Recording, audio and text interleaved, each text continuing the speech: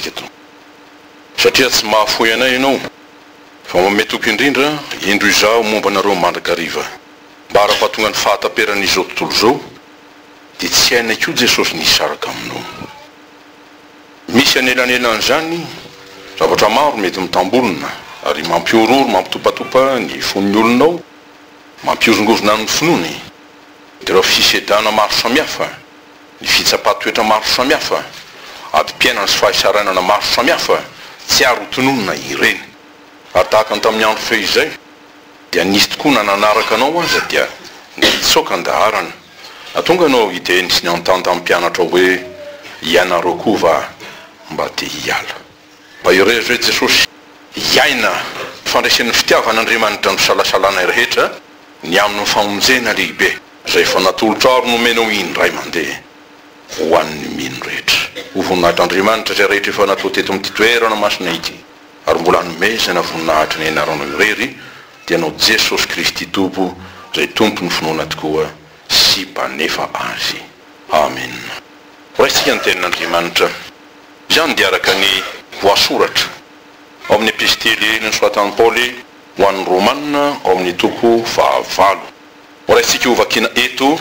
ny 9:30 ka hatramin'ny 5:30 manao hoe amin'ny anaran'i Jesosy Tompo ary izay nitendreny no nantsony koa ary izay nantsony no amarininy koa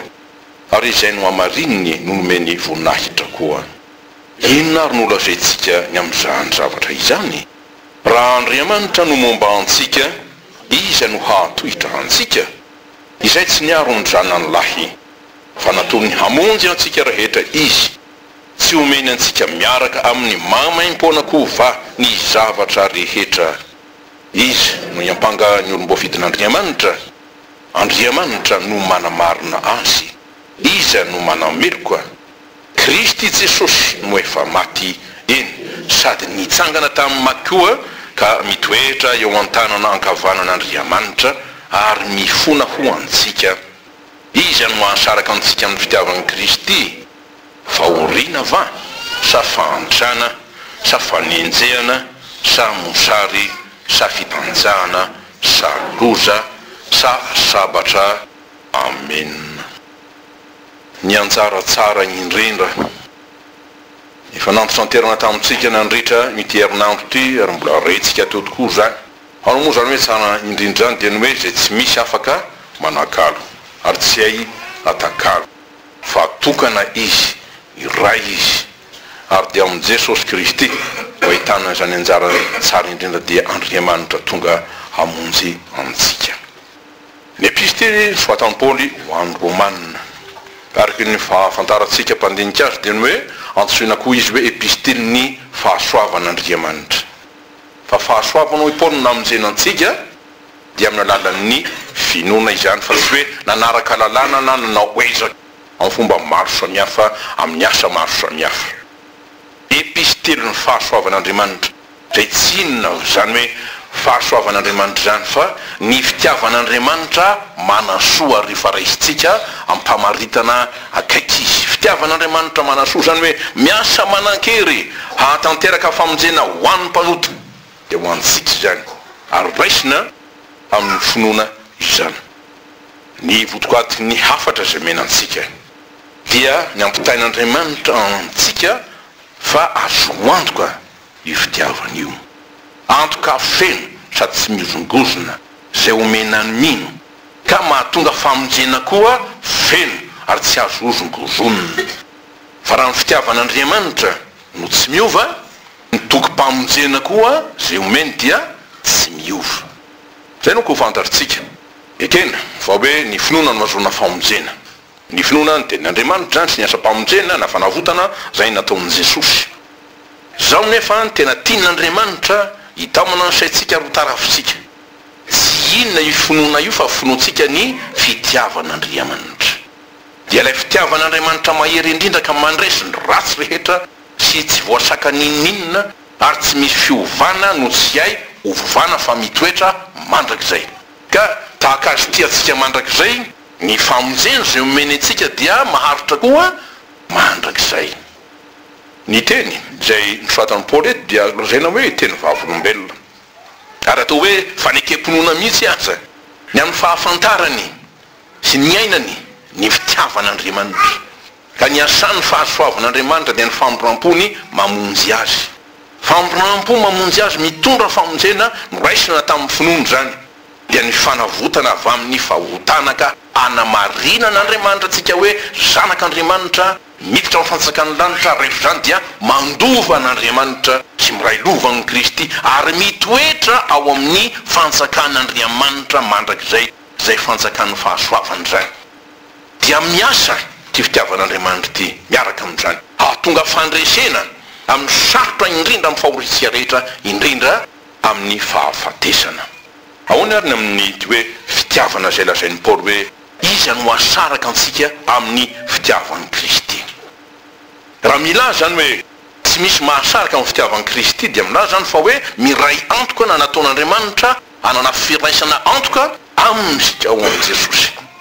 Zay nitiavan'Andriamanitra tsika no itiavantsika koa an'Andriamanitra ary iainatsika ny fitiavan'Andriamanitra mihitsy zay hanehoany ny voninahiny ary atonga famonjena ho amintsika zany. Ka ity fitiavana zay lazain'ny Paoly eto ty amin'izany hoe firaisana antoka amin'i Jesosy zany dia tsy mba fitiavana amin'seho mandambilambo izy na mampandriadrisa izy manao hoe tambitamby manamoramora toedrara fa fitiavana mampandresy amin'ny sarotra rehetra izy. Inona ny lazaina amin'izany?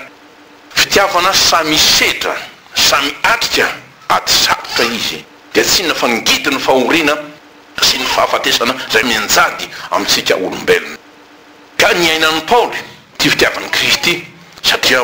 maro ny fanenjehana azy, maro ny sakana zay hitany kanefa tamin'izany rehetra zany dia nanotry noho ny mpandresy izy.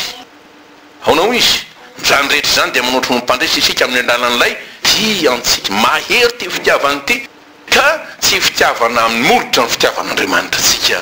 fa amin'ny fony manontolo amin'ny ainy rehetra. Atateraka araka ny soratra hoe izaho i Jesosy no mpiandry tsara, mpiandry tsara manolotra ny ainy amonjy ny ondriny. Fitiavana tsy mamela raha tsy mandray famonjena izaho sy ianao na amin'ity andro ity aza dia ny hoe mahazo lay anjara tsara indrindra dia Jesosy Kristy fitiavan'Andriamanitra tonga ho antsika ary nomena ho antsika. Arak'izay ny ainan'ny Paoly zany dia lazaina hoe fitiavana voazato rehetra vita setra tena kehitriny ny hoe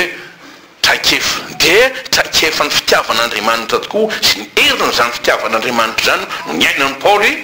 tsapany fa mahery ty fitiavany ty tsy miena io na miova io ninona sedra mety miatra aminy ary ninona sakana koa mety mianjady aminy. Ny fandresen'Andriamanitra zay omeny mpino dia ny anehoany ny fitiavany aminy.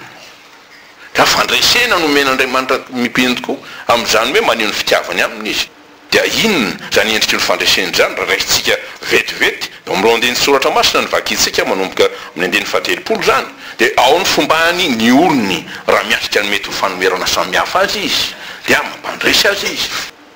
dia ao ny fahafoizan'Andriamanitra ny zavatra rehetra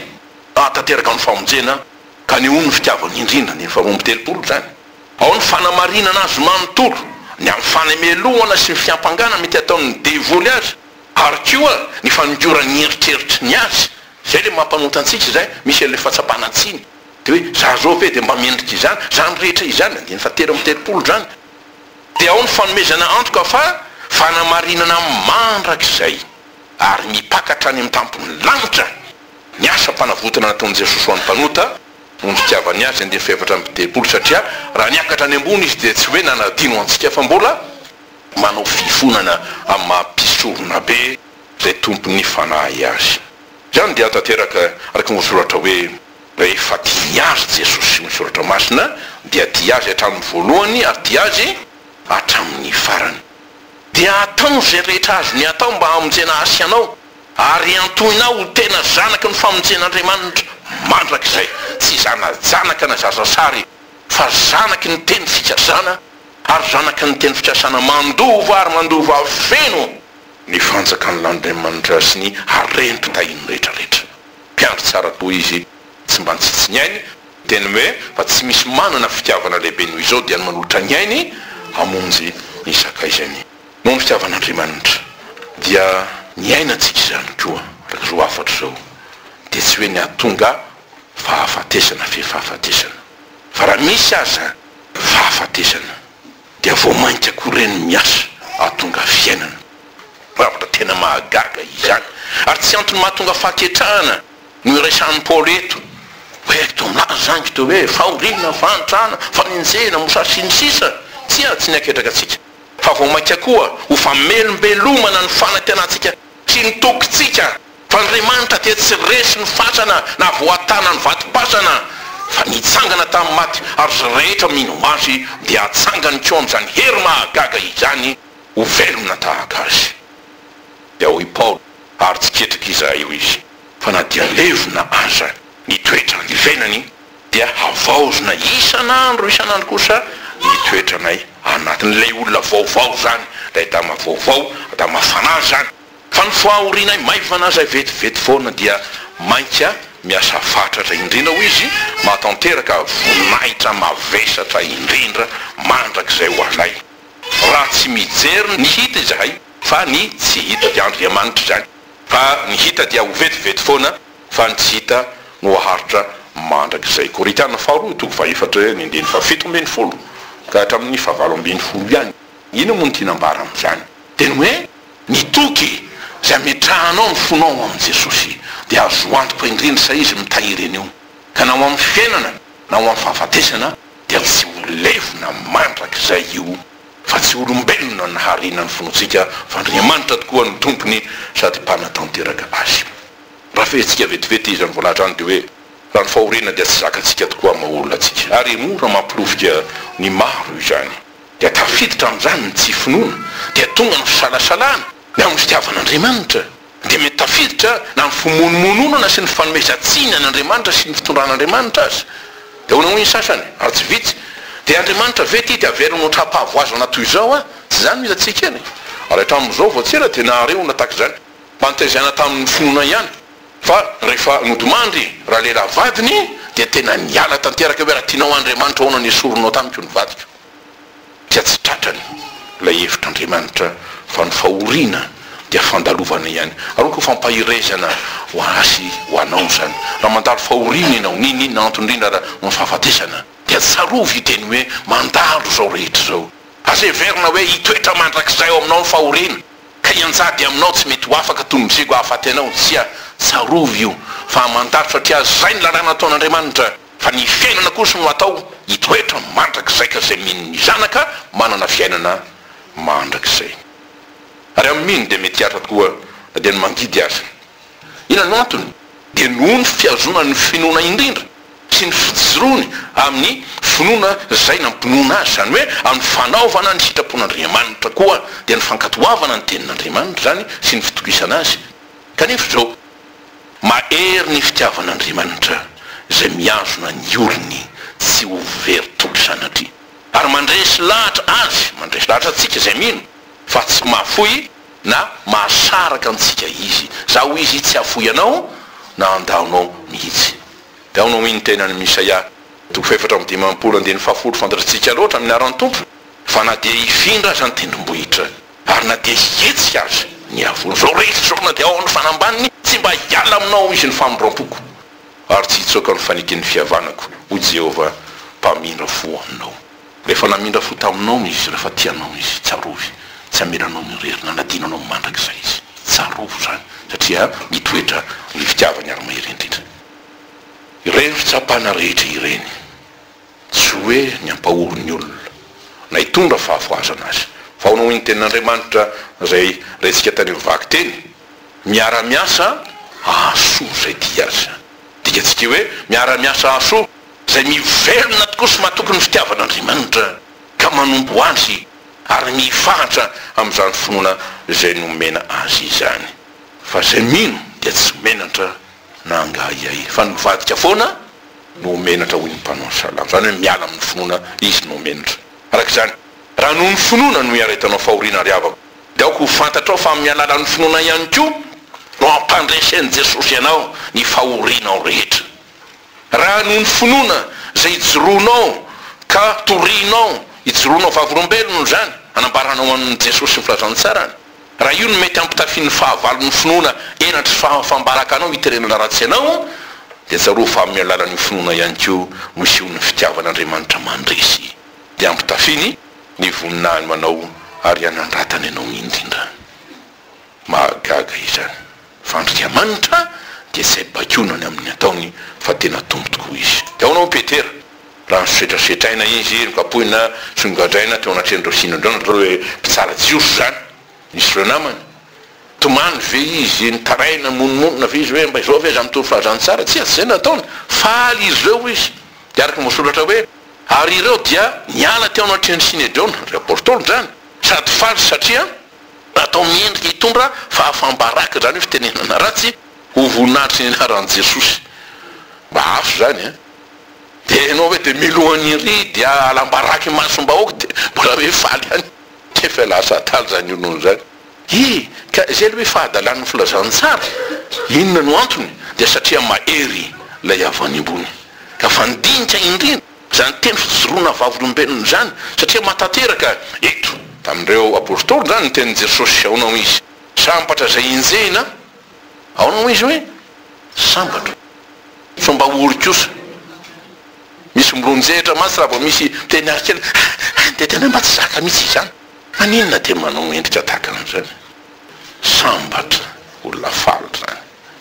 Ary dia zay misaora raha misy teny ratsy ianareo, lehibe ny valim-potianareo,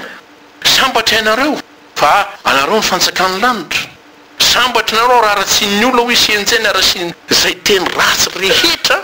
mafo zany. Itenena ny lainga ianareo noho ny amiko, ianao mitoro filazantsara fa ten'Andriamanitra marina ka dia hoe irololobo sandoka, mahasarotro izany. Mifalia izy sy miravoravoy ianareo fa lehibe ny valim-potianareo any an-danitra, fa toy izany no nanenjeny ny mpaminany talohanareo, ny mpaminany Jehova. Ka Jeremia reny mitondra teny fananarana mba hibebany Israely hiverenana amin'Andriamanitra, hanasitranan'Andriamanitra sy hanafahany indrindrandrindra ny fahorian'ny fahababony. Inona natao tamin'ny Jeremia? Natao azanambo Jeremia, nampijaliany Jeremia ka nasitrika any anatin'ny lavadrano Jeremia ka nasiana boloko ny tongotry Jeremia, ary dia nasainy hoe mpaminany doza ianao ry Jeremia. Zany ampisantoka ny voninahitr'Andriamanitra. Sambatra nareo raha enjena toy izany ho izy, tahaka nany enjena mpaminany zany hoe nataon'Andriamanitra miray voninahitra amin'ireny olona ambony amin'ny fiantsony reny. Dia hoy Petera, sambatra nareo raha ratsiana noho ny anaran'i Kristy, fa ny fanahy ny voninahitra. Dia ny fanahin'Andriamanitra mipetraka eo aminareo. Zany moa dia amin'ny Petera voalohany 4:7-8.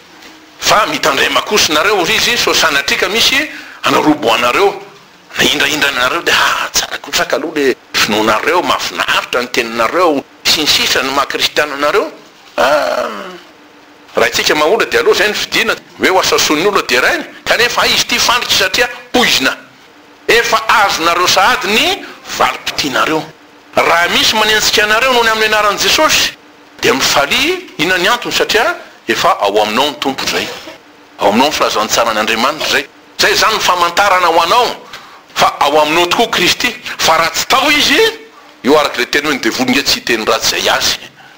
zany hoe rehefa azy tsy tonotony. Ary zany mampitroatra ny devoly, rehefa miseho ny voninahitr'Andriamanitra dia tsy zakany, ka ny voninahitr'Andriamanitra dia ianao mijoro amin'ny fahamarinan'Andriamanitra ary ny tompo eo aminao. Dia tahaka an' Jesosy rehefa nanatitra ty lehilahy feny devoly nampalahelo, tary hoe Geraseny na Gadareny moaraka no filazantsara,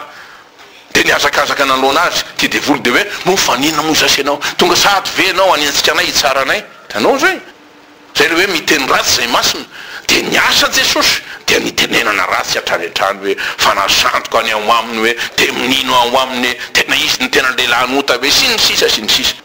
efa tsy nampiova azy izany. Rak'izay fifaliana fa tsy fahoriana, fa zao fifaliana raisina amin'ny finoana sy ny fankasitrahana an'Andriamanitra kosa ny zavatra misy toy izany. Tsy hoe mifaly amin'izay hoe mety hitenenana ratsy ianao amin'izao, na hoe tenenana ratsy ny mahanao anao zany, na zay mety hanananao zany, na zavatra ataonao zany, fa mifaly raha misy io ny soratra masina fanenjena noho ny amin'ny Kristy dia ny amin'ny fiantson'Andriamanitra anao, ny fifidianan'Andriamanitra anao, ny fanamarinan'Andriamanitra anao. Raha misy ianao antsoiny zao ohatrany hoe asa hiditra io manao mpiandry, dia mipirimpirina tsy andrenao dia no ive mba hanao an'izany kanefa izay indrindra ny fidianan'Andriamanitra anao hanehoana ny voninahiny ao amin'ny fahalemenao amin'ny sy fahataterahanao ary anao asa mahagaga izy dia amin'izany hoe miseho ny voninahiny dia ny fanavoazana ny zavatra rehetra mba ampitampom-bava ny feon'ny fahavalo tsy mba fifaliana avy amin'ny tany tokoa zany ry havako fa antom-pifaliana avy any ambony fa ny an-danitra zany fa amin'Andriamanitra zany zany hoe satria ambony izy rehetra ho hijaonona mijaona toko fahatsero andiny fa raika amby telopolo zay ny avy any ambony dia fifalian'Andriamanitra maneho ny fitiavany zay manorotoro ny hery rehetra mety hanana ny fahavalo araka ny tenin'i Jesosy ombilika toko fahafolo andiny fa sivy ambin'ny folo izany ka ny hery ny fahavalo dia indrindra ny fiampanganana zay ataona zay le hoe ny devoly dia miampanga ny olom-boafidy amanameloko izy zany manatsiny ary eo anatrehan'Andriamanitra mihitsy azy manaovan'izany na ao amin'ny fonao mety misy fahatsona kely dia hahitaro-ngeza be ohatran'izany fa akelezina ataony tsy hitanao mihitsy rehefa am'rampon'Andriamanitra zay azona miantoraka mandrakariva hoe na mety iova zany no ny fahalemeko ny fitiavan'i Jesosy zay mbola eo aminy dia mbola vonona mindra fo hamela ny eloko rehetra hanafaka amin'ny rofy ny aretiko ny fahalemeko rehetra dia tao ny fanameloman'ny Job fantatsika loatra zany rotsofampisorona be amin'ny Ezekela toko faefatra zany nizaniza ty velona amin'ny te-mpanaraka an'Andriamanitra Petera amin'ny Petera voalohany toko faefatra eo zany ny olom-boafidin'Andriamanitra rehetra razoinany amin'ny Apokalipsy toko faharoa ambin'ny folo any amin'ny andininy fahafolo kanefa misy ilay tena tompony hiteny dia ny tompony fitiavana zany dia ny fitiavan'Andriamanitra amin'ny Jesosy Kristy zay mampangina ny feon'ny fahavalo rehetra ny ainany Paoly io fitiavana io ahoana ny ainany azy tena ny ainany tokoa zany ary nijoroa ny vavolombelona hatrany hoy izy to amin'ny Korintianina raha no ny fanompoana an'Andriamanitra sy ny fitazonana ny finoana voageja manodidina zay io izy nefa tsy tery very hevitra nefa tsy mamoy fotsy very finoana zany enjehina nefa tsy nafoy potraka nefa tsy maty mitondra ny fahafatesan'i Jesosy mandraka arivo amin'ny teny izay mba aseho ao amin'ny tenanay koa ny fiainan'i Jesosy zay le hoe tsy maintsy maty aloha ny vomba indray izy hitsiro vaovao fa izy raha izay velona dia atolotra ho amin'ny fahafatesana mandrakariva noho ny amin'i Jesosy noho ny fandavan'ny olon'Andriamanitra zany mba haseho ao amin'ny nofinay mety maty koa ny fiainan'i Jesosy noho ny hery ny fitsanganan'i Jesosy zany zay miasa amin'ny alalan'ny finoana ny tenin'Andriamanitra noho ny fiasan'ny finoanan'i Jesosy zay mandresy ny fahafatesana ka manangana ho amin'ny fiainana feon'Andriamanitra mivantana tokoa noho ny teny sy nandresy lahatra amin'ny Paoly amin'ny fitiavany azy dia mahatonga azy hanao hotsika hoe toy ny hoe fanekem-pinoana fa rehefa jeraina amin'ny lafo ndraiky io dia tena ira fiderana mihitsy ny fitiavan'Andriamanitra dia ataonyity mahavariana nge izy io mampatsiaro ny any amin'ny salama ka ira fiderana ny fitiavan'Andriamanitra zay natonga azy nafatra hoe any amin'ny teny hafa moa zany takany amin'ny Filipianina tao ohatrany maisina izy ngadraina atao tsy sanatria ny lofika atao izy na hoe vonjeo ary olona tsy zay nataony fa rehefa nanoratra izy ho an'ny Filipiana daholo no izy mifaly mandrakariva ao amin'ny tompo hoy izany ray aminareo mifaly Filipiana toko faefatra zany dia ny faefatra fatokina lehibe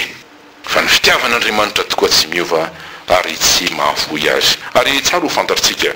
fa tsy dia hoe amin'ny andro lazaintsika hoe fifaliana na ny fahasoavana ihany sy ny antony toy izany no tena ahitana ny fitiavan'Andriamanitra fa ny tena tsapahanao afantaranao ny tena halaliny le lazain'ny Paoly hoe ny alehibeny ny avy ny alaliny dia ao anatin'ny fahoriana indrindra tsy hoe sanatria hitady fahoriantsika tsia fa sakay zany ny oro tokoa izy andritranontsika mamaky ny Isaia 3:10 dia eo nahitanao hoe hay ao anatin'iny no tena akaiky indrindra Andriamanitra ary miteny hoe antsoy aho amin'ny andro mahory anao dia amonjy anao ary amin'ny voninahitra hainao nataon'Andriamanitra ho antsika koa nitoky pitiavany dia toy ny fanalahidy sarobidy zany sy mahery zay mamoa varavara-pamonjena dia mampahitahirika mba hahafahantsika dia Jesosy mitsangana eo amintsika na izao rehetra zao aza mety mandahanao na ny tenanao na ny fonao mety maningitra anao mety manameloko anao rehefa mitsangana ao aminao Jesosy zay ve no ataony aminao aza mataondra sy adananao aminao maninjitra ny tanana izy mba handray anao mba hanangana anao ka zay lavo dia atsangana zay marary dia isitranina zay reraka dia mipahiresiny zay maty dia omeny aina vaovao ka raha tampina tokoa larika izoratsika ary maizina ny tany aman-danitra tampony zany ve ny feon'ny fitiavan'Andriamanitra ry abako sanatria zany tsy mba voahidy na voasaky ny varavarany fasana na niariko ny fahafatesana ny fitiavana satria efa nandresy ny fasana ary mbola mandresy ninninna zava-trarotro ninninna ady matanjaka mety atrehinao tsarovy raha isika mety manadino amin'ny tompo ary to sanatria tampombava tsy mahalobava amin'ny andro sarotra amin'ny indrindra Jesosy mitsangana ary miteny dia mitsoka arazo loazena ny fofonain'ny fitiavana izy ary resy lahatra tamin'izany ny Paoly manoloana ny fahafatesany dia ahoana izy ity mety loty dia ovana hitafiny tsy fahalovana ry fahafatesana ny resena izy ny fahafatesana ny resena kalevina dia ihika izy raha loazena hoe ry fahafatesanao aiza ny fandresenao ry fahafatesanao aiza ny fanondronanao zay nampijaly anay satria nahery lay ombazy nahery ny fitiavan'Andriamanitra tao aminy dia ny tompo zany ary dia misy tokoa amintsika zay mitalao manao hoe Andriamanitro ny andro sarotra takan'i Jesosy tao amin'ny ary-fijaliana nahoanany dia mahavoy ahy ianao lavitra ny famonjena ny teny fitaraina Andriamanitro miantso ahy no ny andro nefa tsy mamaly ianao ary no ny alina nefa tsy mahita fiononanao Salamo 4:9 ndininy roa voalohany zany ary dia mamaly antsika kosa rehefa ny tenin'Andriamanitra satria mpiainy vavaka izy ary manohina ny antsika dia ahoana izy fa ankehitriny ry Jakoba oloko izao ny lasain'i Jehova zay nahary ianao namorona anao ry Israely aza matahotra ianao fa efa nanavotra anao aho efa niantso ny anaranao aho izy asy ianao zany miantoko anao hatrany am-boka tsy ianao kory nanendro ndeha mba ho teraka tonga amin'ity tany ty tsy ianao nanendro ndeha mba ho bea zao fa eo apela tanan'Andriamanitra zay efa nifidy anao nahary anao ary rehefa zany ho an'izay rehetra mitaraina aminy dia onao ny soratra masina fa Andriamanitra hoy ny tompo tsy amerariny ny olom-bo afidiny fa hanome dia hanome tokoa izy ravako ary tsy tarehetrehitra izy zao matohy azy koa raha milaza ny olona hoe fahafatesana ny feon'Andriamanitra kosa dia milaza hoe fiainana raha miteny fahoriana isika dia fifaliana kosa no asetrin'Andriamanitra zany hoe ny alahelo-nareo ny ranomasonareo dia ody fifaliana raha misy makafana hanetsika fahatezeranao aminao na fiafina fono hamaliny ratsy dia mahery kosa ny feon'ny fitiavan'Andriamanitra hoe valeo amin'ny sony ratsy satria ampoanao ny fahasoavako izy dia ho aminao ny fiadanako ny heriko dia tanterana amin'ny fahalemena ary dia mahaiza mandevitra na mianara mandevitra fa nmpandevitra hoy Jesosy no andova ny tany fa ny ratsy fana kosa dia tony ny akofa mba hariany paon-rivotra vetivety ka tsy arotra eny raha lay mpanahy isika ho tapahako vina indrindra eo amin'ny fanompoana an'Andriamanitra sy fanaovana ny asany laza hoe tena tsy ho vita izany dia tsy miova ny tompo fa mbona mametoky fa tsy misy zay tsy hain'Andriamanitra ny zavatra rehetra ary ny teny dia hoe vita raha tenin'i Jesosy io fa ny ananako firaisana velona aminy ka hitoetra amin'ny fitiavany izay ny tarian'Andriamanitra zany tokoa natao hoe feo ny fitiavan'Andriamanitra velona zay miasa amin'ny olona ary feo tsy hampanginina fa mahasambatra izay rehetra mandray zany feo zany mihaino zany feo zany ary mandray zany feo zany ho antony havelomany tahaka ny jiro mirehetra zany ho anatin'ny aizina na mankiziky atoninina azy dia io le feon'ny fitiavan'Andriamanitra tsy haisakanana tsy rehetra tsy harakofana tsy ho hita mety ho malefaka toy ny bitsika toy ny tsy hodrivotra taka tamin'ny androny Elia zany ny firetany eo am-boalohany kanefa mahery indrindra ny fiasan'ny feon'ny fitiavan'Andriamanitra ao no soratra masina ny fahalemen'Andriamanitra dia mahery noho ny olona fampahirezana mo antsika dia araky ny teniny amin'ny Hebreo hoe mba tsy hiketraka ianareo fa hanahaka ireo mandova araky ny teny fitsasana amin'ny finoana sy ny faharetana mandova ny fanjakan'Andriamanitra ary maharitra tokoa ny fatokisana amin'ny finoany ny fitiavany Hebreo 4:2 zany ary koa Jaona apôstôly ary zao no teny fitsasana zay nataony tamintsika dia ny fiainana mandrakizay zay ny itsofa ny feon'ny fitiavan'Andriamanitra io Jaona voalohany zany tombo 2:5 nahoana ary ny hoe tsy misy ansaraka atsika amin'ny fitiavan'Andriamanitra ao amin'ny Kristy tsy misy satria voalohany efa nanolotra ny ainy ary nanolotra ny ainy manontolo ho antsika izy ary nanao izany indray mandeha zay tsy averina indroa tahaka ny fanaon'ireo mpisorona fa izay fa nanatitra ny rano fanekena izy ho fanavotana ho asy ianao zay latsaka tokoa zany mba ho fanavotana mandrakizay. Miaraka amin'izany na ny fahafatesana azy dia tsy nahasakana ny Kristy hitia antsika mpanota fa nanaiky ho avitra ao antsika teo anatreny rainy izy dia nanao ny fahafatesany ho tombony ho asy ho anao. Nandresy ny fahafatesana tamboninahitra ary dia mampandresy zay rehetra mino azy amin'ny alalan'ny finoana tokoa dia ny finoana ny fitiavana io. Ary dia amin'ny alalan'izany no hitombotsika fahalalana sy fahatokina be kokoa an Jesosy. Rehefa mitombo ny fahalalantsika an Jesosy mitombo ny finoantsika azy. Finoantsika dia miankina tanteraka amin'ny fahalalana ny hevitr'Andriamanitra dia ny fitiavana antsika indrindraindrindra. Ka nitondra teo amin'ny tenany ny mariky ny fiaretan'ny fahoriana izy zay nanehoany fa tsy nahasakana azy tsy tiany mpanota ny fandavan'ny mpanota sy ny fankalany azy. Ary nohony amin'izany dia mbola miala ninona misy aminao Andriamanitra, ninona mety fanadinoana azy, mety ninona fanoheranao azy, ninona fivadianao taminy, miverena ianao dia hozotraniko ny fiodinanao feon'ny fitiavana zany. Poy solatra masina fa na dia tsy mahatoky azy ary sika dia mbola mahatoky any izy fa tsy mahazo manda ny tenany. Timoty faharoa zany andininy fahatelo ambin'ny folo. Amintsika dia misy tokoa tsika tafavoreto zany zay fantatra fa nandalo zany toetra mamay zay azo every no fakana fanahantsika ireny indraindray dia hoe hitarika atsika andray fanapahan-kevitra hoe oka zay ny amin'ny fanomponan'Andriamanitra dia anao fihetsika zay fanohitra amin'ny sitrapon'Andriamanitra. Misy zany dia ao ny hoe ankala olona satria izy nankala fa tsy hoe no tia azy, afoy olona satria izy nanadino anao, dia anapaka fanekena isaraka aminy satria izy nandisy fanantenana anao, dia anao tsinitsinina ny hafa satria izy tsy nanaja anao, dia amaly ratsy olona satria ratsy nataony taminao. Zay ny fakapanahy zay. Tsarozy tandemy aza manota ho ny tenan'Andriamanitra, tehirizo madio